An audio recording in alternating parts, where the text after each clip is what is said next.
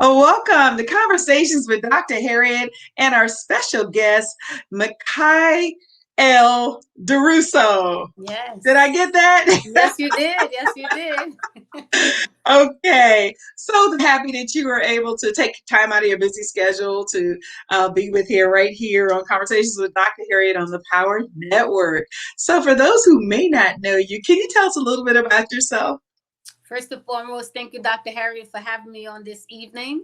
My name is Michaelle Desruisseaux. I am a minister, a mother of three, an author, and I have started a ministry called Empowered to Live Again, where my goal is just to encourage people to address their mental health, and that it is very important for us to take care of our mental health, especially in the Christian community. Wow, that is so good. I love that. So, empowered to live again. Wow, Yes. that's good. Now, I know that you have some books out. Tell us about your books. Yes, I'm the author of three books. My first book is called Still Standing: The Rise to Victory from Defeat. And as you can see, Dr. Harriet, those gloves are on.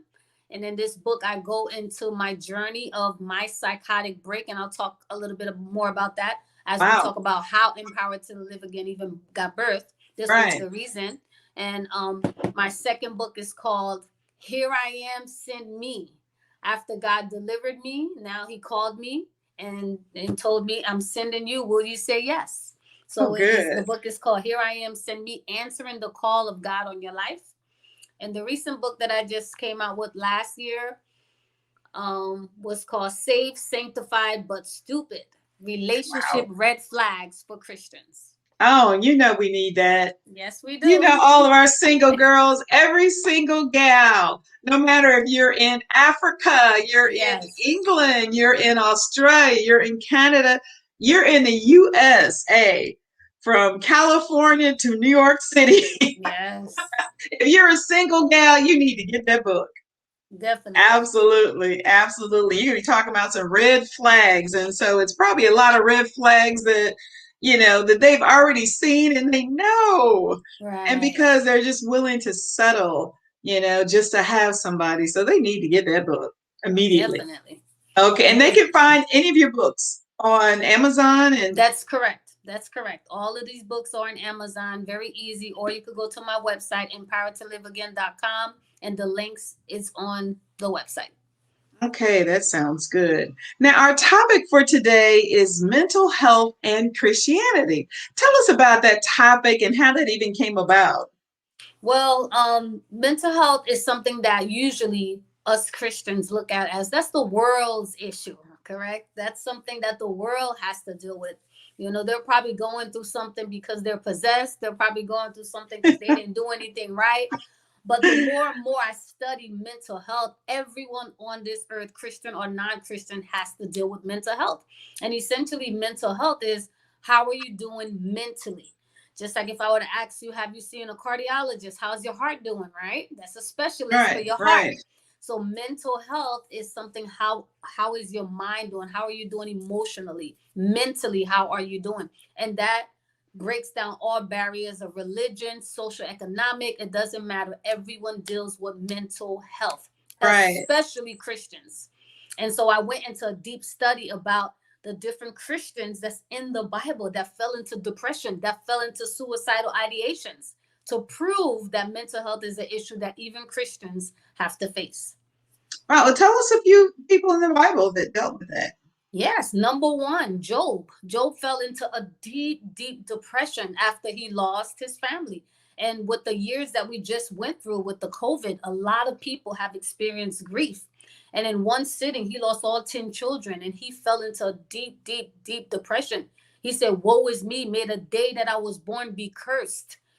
So that is a prime example that even though he said that the Lord giveth, the Lord take away, may the name of the Lord be glorified. He was still praising God through his grief, but he was still feeling grief, nevertheless, and depression. And Right. of course, Elijah fell into depression when he was running away from, the queen at the time, Jezebel. And he ran away and he said, oh my God, I'm the only prophet left. He said, God, kill me now. That's suicidal ideation. Right. How else could kill me now? I'm the only one left. And he was complaining to God, look what I'm going through. Look at all this hardship that I'm Wow. going through. Kill me now, he said. So there's a lot of people that go through depression. Naomi went through depression when she lost her husband and she lost her two sons. Unexpected death, unexpected loss. The grief is overwhelming. These people believe in God, they know God, but still they fell into depression. Wow, that is so good. And then to even know that, like we think that, okay, we're a Christian, we're saved, sanctified, filled with the Holy Ghost, burning in Mm-hmm. fire, burning with fire.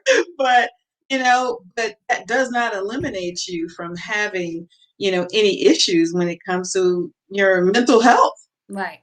Some things that have, you were born with, and some things came along as things happened in your life, especially again, like you were talking about with the pandemic, we've dealt with isolation. Yes. Many people have dealt with some type of abuse. A lot of the kids have dealt with isolation. It's crazy to even hear how many young people have taken their lives during this Yes. time as well. Yes, Right. Dr. Harriet, it's increasing, and now more than ever, for us to continue to have this conversation is very important, because what we do is we sweep it under the rug. Just pray about it, just fast about it. But I tell people to treat mental health just as if you had a cancer diagnosis. If you had a cancer diagnosis, you would still be praying, you would still be fasting, but you also would be going to see the doctor to get chemotherapy or radiation. You would do it in conjunction with prayer and your treatment. And so I really want to break that stigma that mental illness is any different. It's just a sickness in your mind. Your mind is not healthy. Instead of it being a breast cancer or, heart problems or diabetes or high blood pressure, your mind is not healthy and it needs that attention with a professional. With a professional. And that doesn't include the parking lot staff. It doesn't include your girlfriend at work, or your guy friend at work, or, somebody that you pass who would love to give you, so much advice, but truth told, they need to get some help themselves. Yes, Correct. yes, that's true. And it's good to have those support systems in place. It's good to have that friend. It's good to have the church members. It's good to have a pastor, a leader, a best friend, but you do need a professional, because you would not go to your best friend if you had a serious diagnosis. You would go to someone who studied that field to get exactly what you need. Right. And I'm always, saying, I've been saying this for years and years that, a lot of times that is a stigma, bad stigma in the church. It's a taboo. You're going to get counseling. Why do you need to go get counseling? But I really feel like God put the counselors here. God help, these people do what they do to help you. And it's That's okay. And you have to take your life into your own hands, and you have to do what you have to do for you and not look at anybody else. Who cares what anybody else thinks when it comes to your health? I love that. yes. So, okay, so tell us a little bit more about mental health and Christianity. Tell us some more information that we need to know. Well, the reason why I even got so interested in it is because myself, I fell into major depression. After having my second son, I had a psychotic break. I found out some news that really hurt my heart. There was a lot of stress at the time. I was married, and I found out that that person was being unfaithful, and the stress of it all, just having a baby, we were going through a lot of financial hardship and things of that nature. The stress of it all just was piling up on me, and I literally had a psychotic break. I ended up in the psychiatric ward, and I had to stay in there for a few weeks. I was on medication, psychiatric medication, mood stabilizers, antidepressants. It really was bad. If you wore white, you was an angel. If you wore black, you was a demon. I didn't recognize people. I would go in and out of reality. I heard voices. I saw things. They diagnosed me schizophrenic. They said I was bipolar. I was on heavy duty medication. And God got me through, because I had a praying family. I had a great support system, but I saw psychiatrists. I was on those medications. I was going to therapy, one-on-one therapy and group therapy, and doing the things that I needed to do. by God's grace, I'm here today to testify that I got through. And so that's why it's a big passion for me, because I had firsthand experience on when you don't address mental health, because I was having a lot of issues with depression and I didn't, face it. I was always just, sweeping it under the rug. I was so embarrassed that I was, depressed as a Christian, because we were told you're a woman of God. You're supposed to Right, pray. right. You're supposed to decree and declare. And so I was having these feelings of sadness and depression. I just didn't know how to get rid of it. And when stress kept piling on, I ended up having a psychotic break. Wow. You know what? And then even though you're adding on that, the postpartum Yes, I fell depression into that postpartum a lot of depression. women, yeah, a lot of Yes. women have that. And so you had that. And then on Hmm. top of that, the infidelity and so many other things going on in your life. Wow. Yeah. But So God, yeah, right? the thing is, But Dr. God. Harriet, a lot of churches, we don't talk about this. We just sweep it under the rug, just pray about it, just fast about it.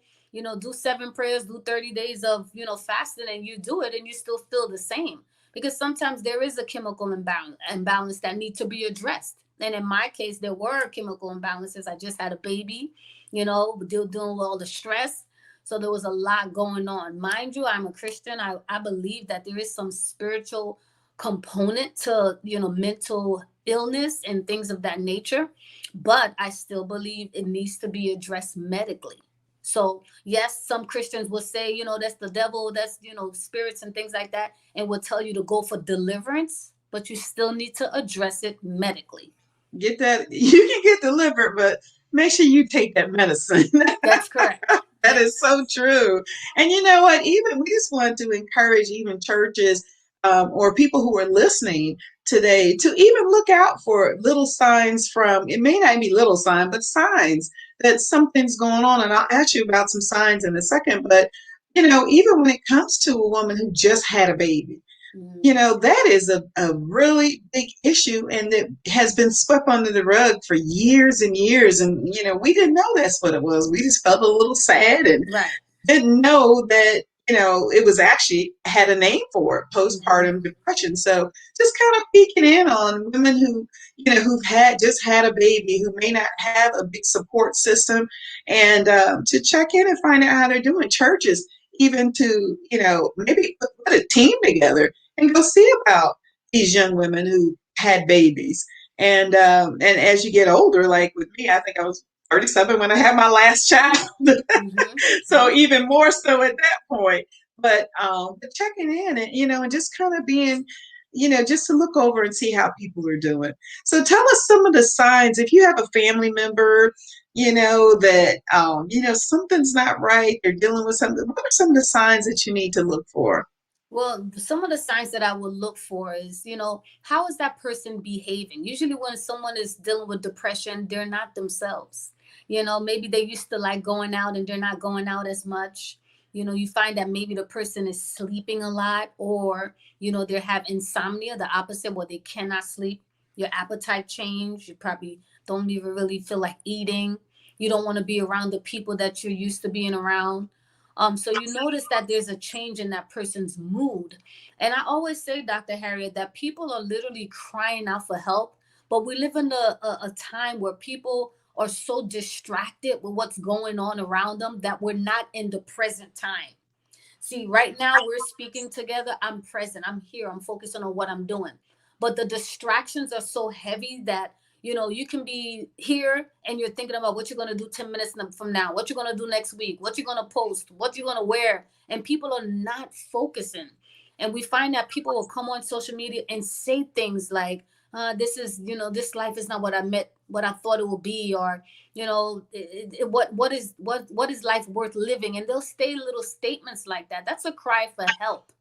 That's a Right. cry for help. When a person feel hopelessness, that's a major sign, is when they're like, why am I here, what's the point? And when people start making comments like that, they could they could be thinking about suicide, and we're Right. just brushing it off.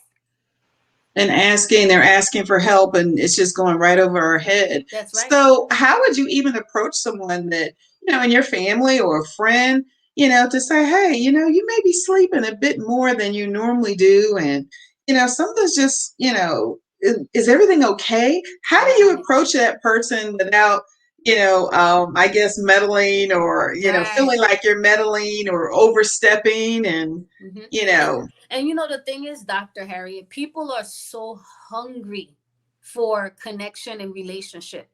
Um, a lot of times we feel that we're meddling, or maybe the person might think we're prying, but you'll be surprised how hungry people are to know that someone else cares. And I'm a social worker by profession. I've been a social worker for 19 years, and you'll be surprised. I ask direct questions. Do you have suicidal ideations? Do you think about dying? Do you think about killing yourself? And the person, if they're really feeling that way, they will be honest with you and they will tell you, especially if you know them and have a relationship. That's even, they feel a little more comfortable with you. But I've asked those questions to people that don't have a relationship with me, and they're vulnerable and they just need someone to hear them out, and they will tell you, they will be honest. The fact that you're asking them is because you care. If you didn't care, you'd have been like, oh, you'll be all right. And that's what the world does. Oh, you'll be all right. It's not that serious. You just pray, or maybe you're just tired. Just get some sleep. And we just brush things off. And the person that's crying out for help, a person that's really crying out for help, they are open to someone asking them questions, because that's a sign that you actually see them, that they exist, and that you care.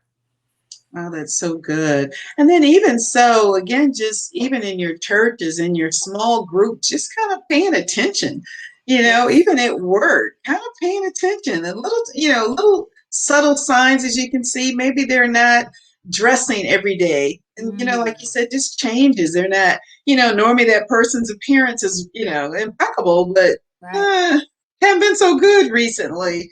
I noticed that they want to sit by themselves. They don't want to have lunch with the rest of us, or they want to go in their room and stay in their room and they don't come out. So those are little things that we need to be watchful of when it comes. I know I have, and my family always, it's crazy because I had a sister who committed suicide, Mm, and our family is like such shame that, I mean, I'm like, how do you guys, why are you ashamed?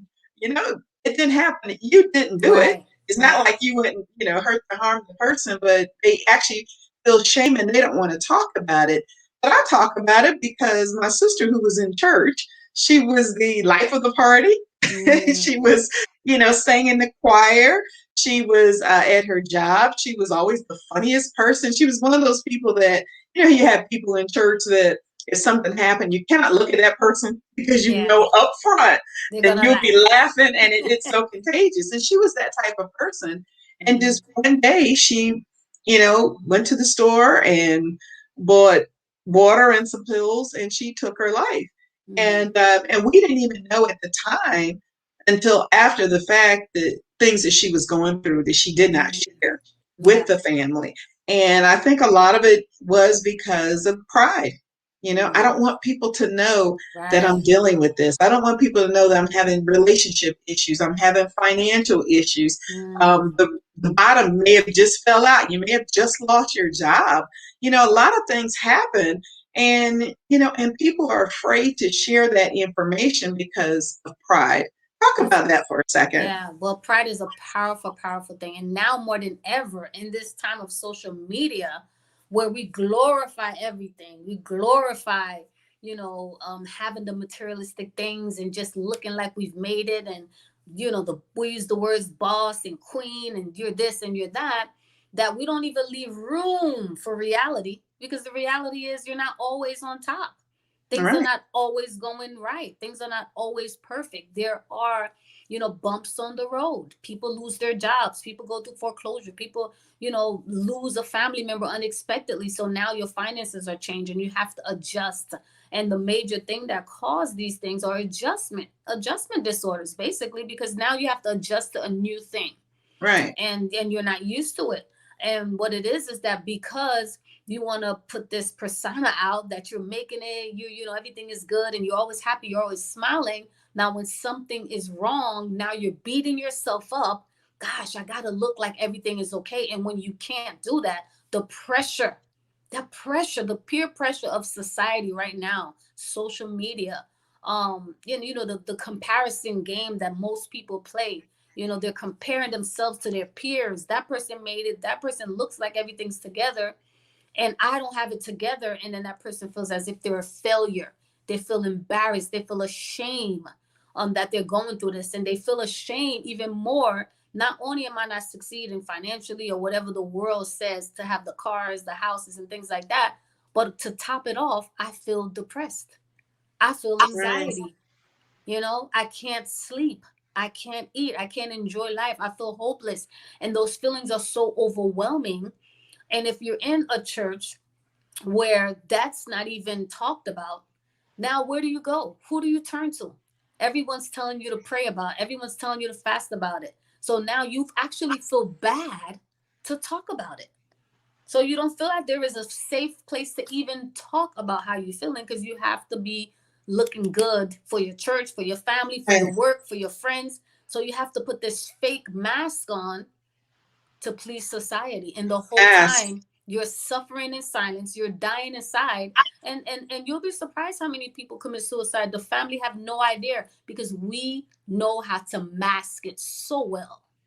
Right. And that mask, you're right. The mask, so many people are walking around. You see the commercial on TV and the person is holding up the mask, and Yeah. how many that goes on all the time. And then even with that comparison, I know exactly what you're talking about. I always talk about, a friend told me one time that comparison steals your joy. Hmm. And I said, that is so true. Why are you comparing yourself to anybody? Because a lot of times what you see, especially on social media, is Right. not true. I Right. have a friend told me about a couple, and you see them, and I'm not gonna mention their name, but you see them all over social media, and and they act like they have the best marriage in the world, and actually they're going through a lot. But they want you to, they want everybody to think that their marriage is so perfect. And so I always tell people I've been married for 40 years. And, people look at us and they think, wow, you guys probably have never been through anything. But no, Yeah. that's not true. That's how it looks on the outside. But I can remember arguing all the way to church, getting out of the car, Hmm. going in church, praising the Lord, coming back out of church and continuing the argument, and until we, got the help that we needed, and Yeah. worked through these, the situation, everybody thought, wow, they have such an amazing marriage. And now, even now, they talk about, oh, wow, 40 years, and I was like, yeah, we made it. We did make it. It wasn't Hmm. easy. And I'm very transparent, and I let people know it was not easy. We had our bumps, but we hung in there, and we made it happen. And that's what you have to do. You have to hang in there. You have to do whatever you have to do to make it happen. And that's what we're sharing this with everybody today, being very transparent with people all over the world, no matter where you're from. We are being transparent, and just to let you know, all of us go through. All of us Yes. have hard times. All of us have hit rock bottom. All of us, you see the smile, and you see, how we look now, and it's always, what, you don't look like what you've been through. What you been through? That is so true. And so we have to know that it's okay to ask for help. It's okay. Isn't that true? That is true. It's okay to ask for help, and the thing is, the world puts it out there that we're supposed to be me, myself, and I can do it all by myself. No, God didn't create it to be that way. God did not create us to just be doing life alone. When you need help, reach out to someone. And I've learned, Dr. Harriet, so many people are so open and willing and ready to Oh, support you and help you. absolutely. There's so many beautiful people out there, contrary to what the world says. You can't get along with people, you can't do this, you can't do that. No, I don't live my life like that. I live my life knowing that there's good people out there, genuine people like you and myself, who are willing and ready to join in the mission, join in the vision to help others and to pay it forward.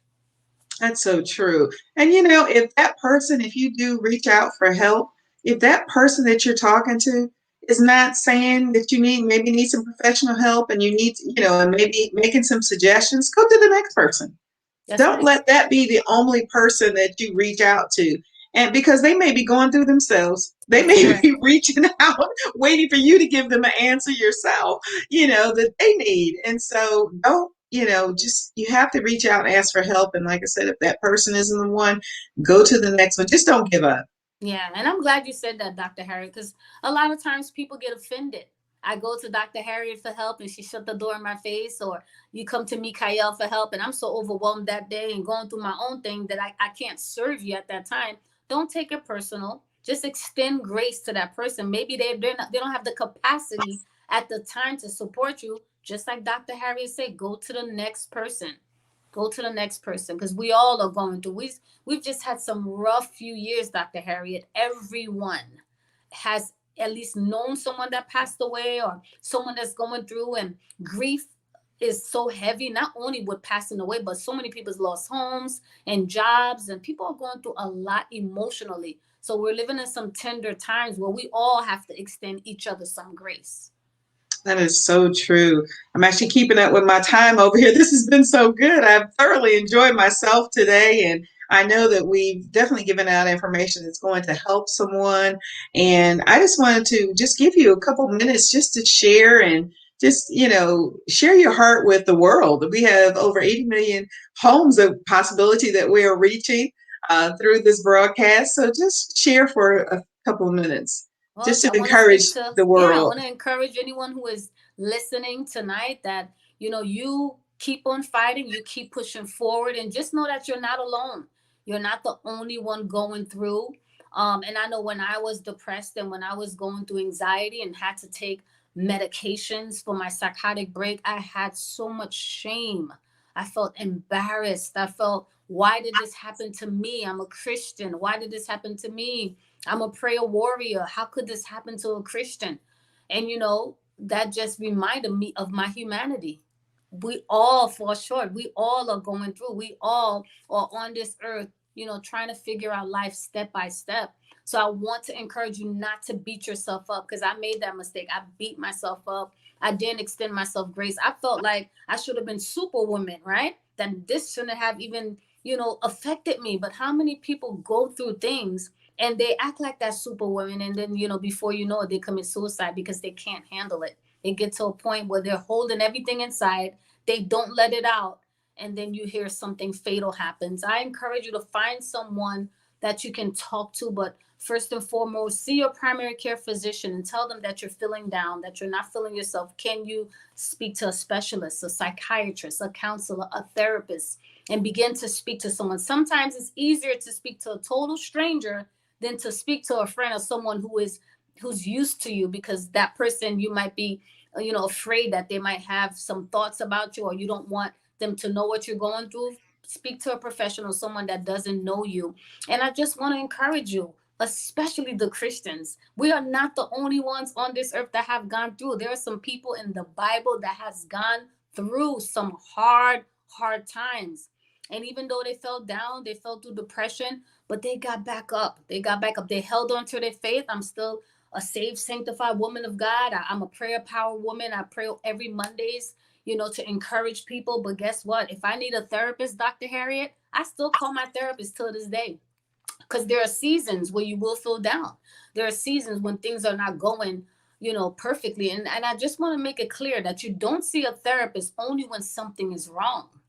You can have a therapist even if nothing is going on, because it's just a healthy thing to do. Just like you see your physical therapist, or I mean your physician once a year, a primary physician, just to check up on everything.